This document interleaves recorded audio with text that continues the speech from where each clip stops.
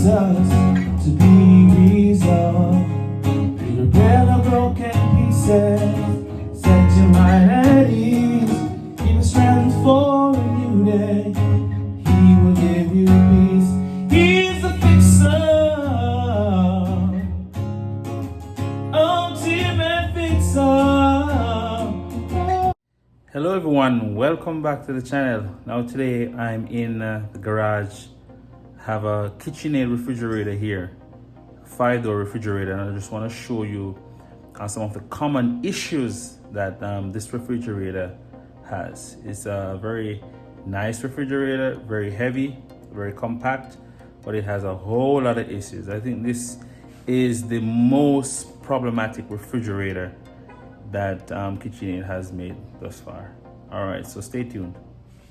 So looking on the outside, we have 5 doors. We have freezer, we have 2 pantry drawers, and the refrigerator.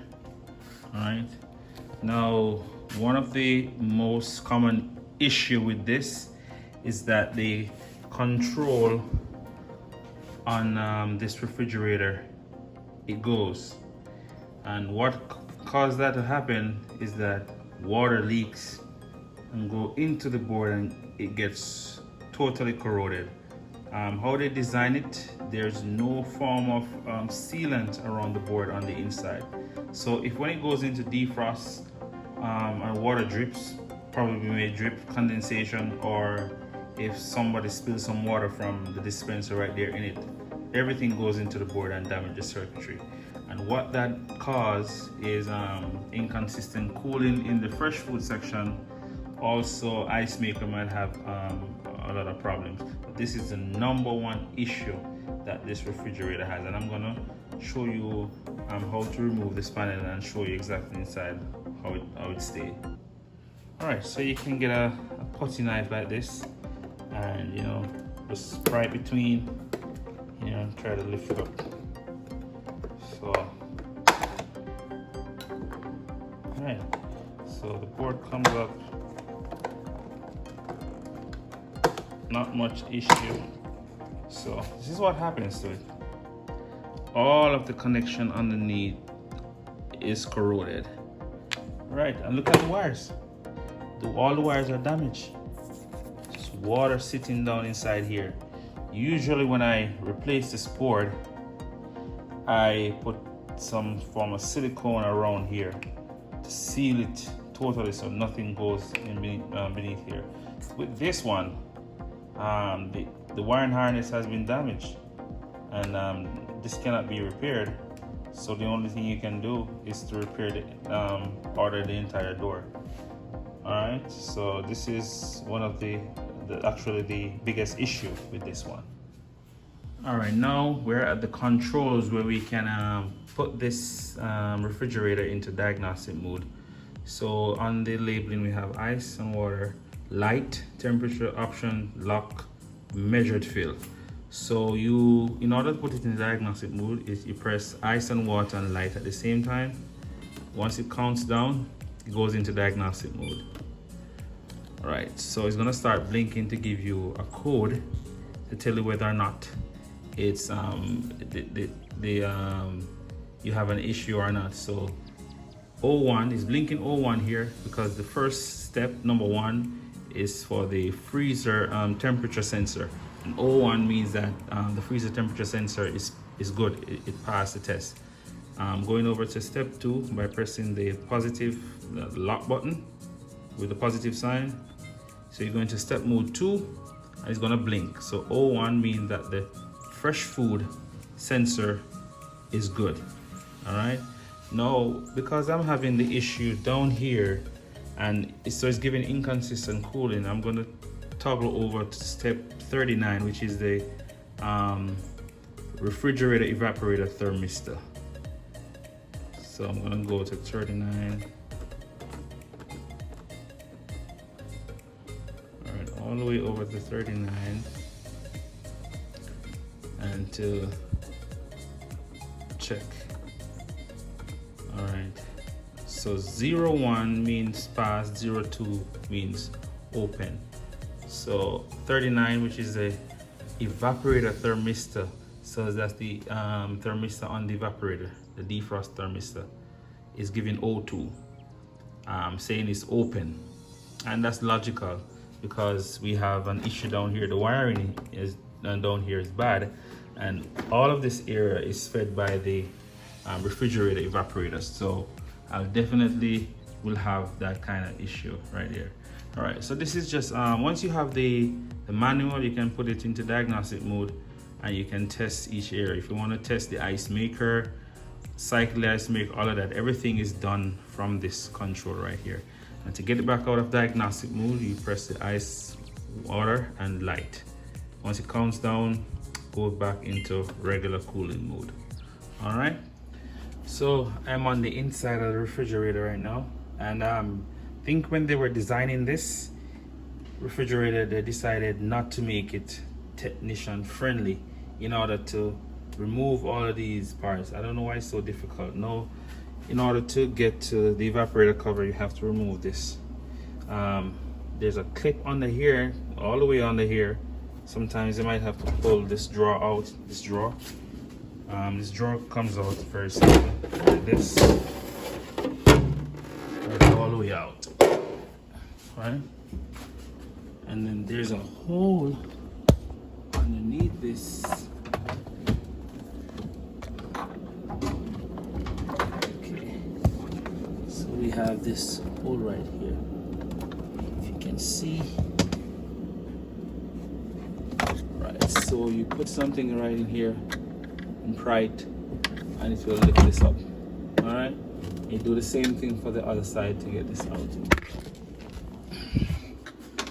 Now, once you lift it up, you can actually pull it out because it comes out easy. Make sure you disconnect the wire over here.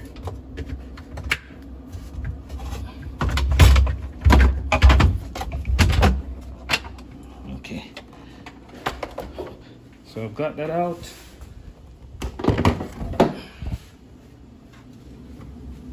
Now, the evaporator is where you have the biggest issue.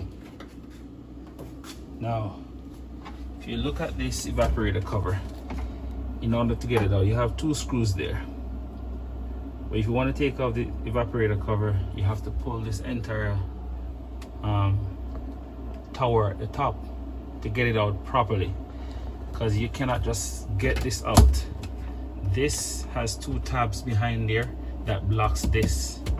So in order to pull this, you have to get it from up here. And you can't just put it like this. You have to pull the entire ceiling down to get it.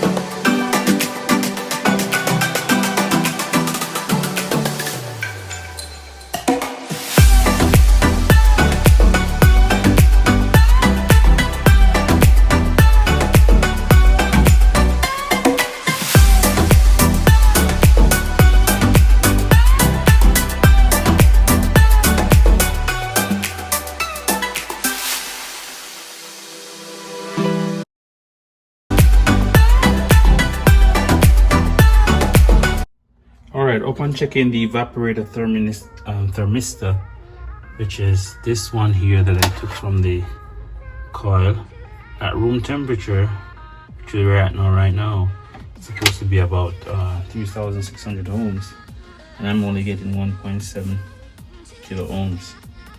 So we have an open thermistor, so I'm gonna have to replace this thermistor. All right.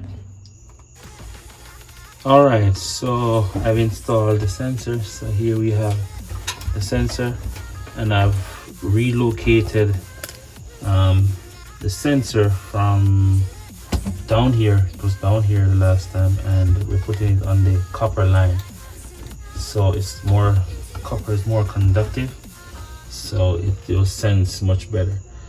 So what I'm gonna do now is to put everything back and then put it back into test mode 39 to see if I still have a evaporator sensor error.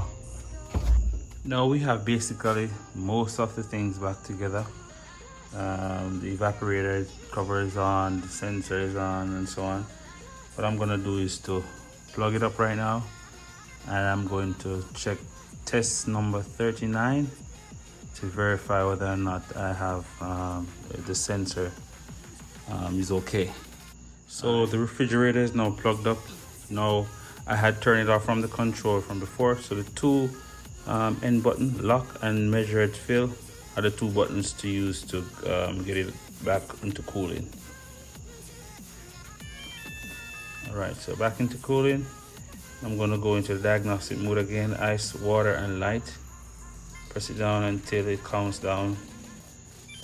All right, and we're gonna just scroll up to test number 39.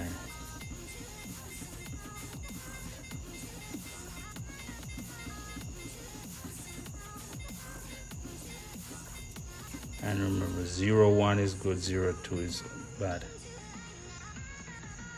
All right, so we have a 01 code now, which means that the first sensor that was inside was defective. So we have resolved the issue. So I'm gonna leave it overnight. I have a thermometer that I put inside both compartments, and in the morning I'll check to see exactly what the temperature is gonna be. All right.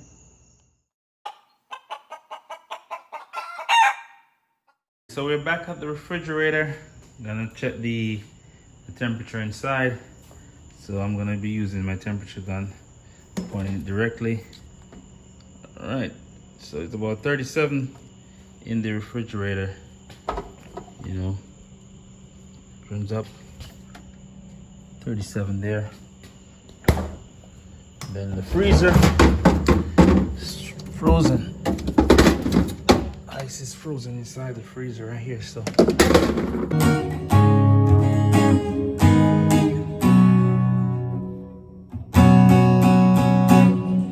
If you got a problem